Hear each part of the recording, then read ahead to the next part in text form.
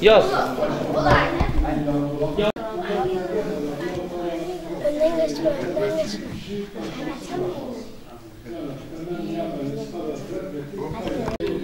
Buradaki arkadaşlar orada Rafi'yle görüştük. İşte şeyler koymuş dedi.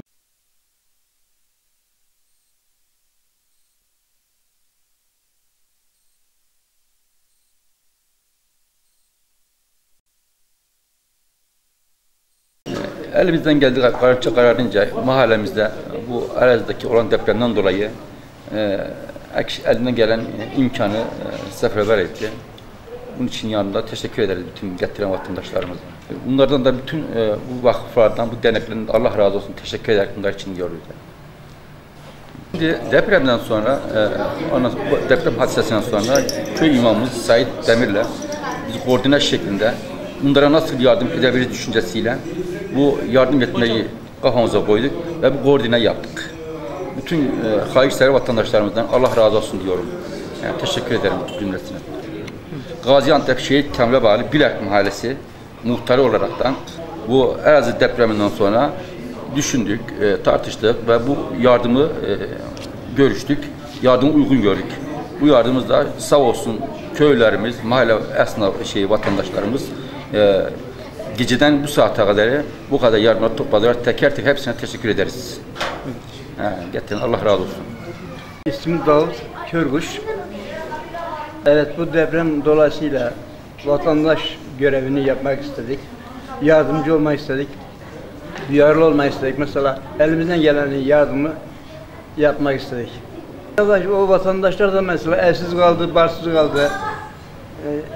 Onlara yardım etmek bize. Adım İbrahim Deniz. Şehit Kamil'e bağlı Bilek Mahallesi'nde oturuyorum. Yani köyümüz depremzedelere karşı yapmış olduğu yardımlar, yani elimizden ne geliyorsa, az da olsa çok da olsa yardımımızı yaptık. İnşallah devam ettireceğiz. Yani bir sıkıntılar olduğunda bir yardım, en kötü şeylerinde yardımcıyız. Biz burada yani yardımcı olma şeyindeyiz. İsmim Said Ramazan Demir, Gaziantep Şehit Kamil Bilek Mahallesi Cami İmam Hatibiyim. Bu Elazığ depremi olduğu andan itibaren zaten Gaziantep'te de belirgin bir şekilde hissedilmişti. Öyle olunca biz oranın vatandaşlarını da kendi ailemizden insanların başına gelmiş bir olay gibi hissettik. Ve duyduğumuz ilk günden itibaren evleri yıkılan vatandaşlar için neler yapabiliriz diye böyle bir istek vardı içerimizde.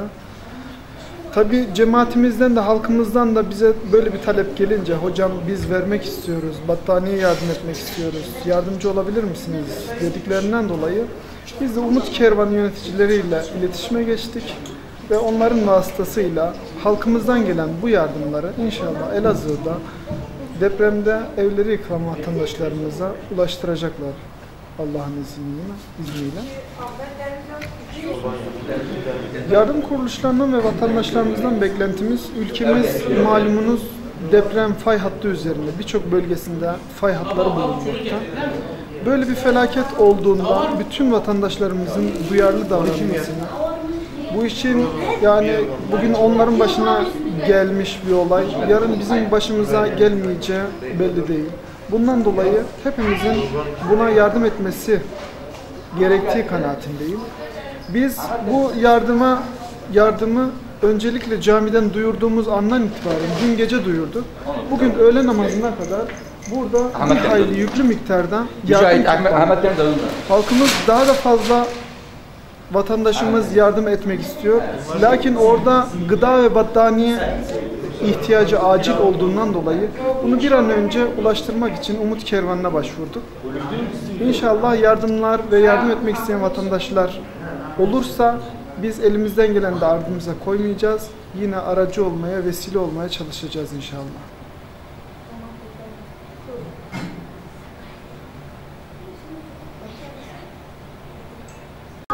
Umut Kervanı ile bu yolumuza devam ediyoruz onların önderliğinde.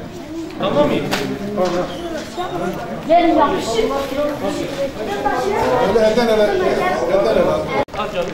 Devam et hadi.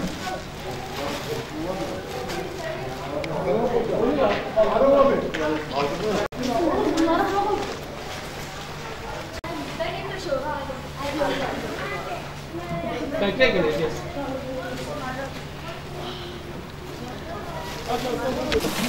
Al sana battaniye.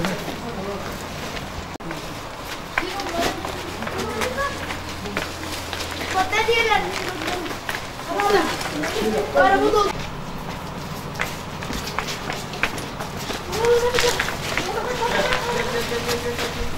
Çok oldu. Hele sen bunu al. Bu yerimi daraltır. Hocam.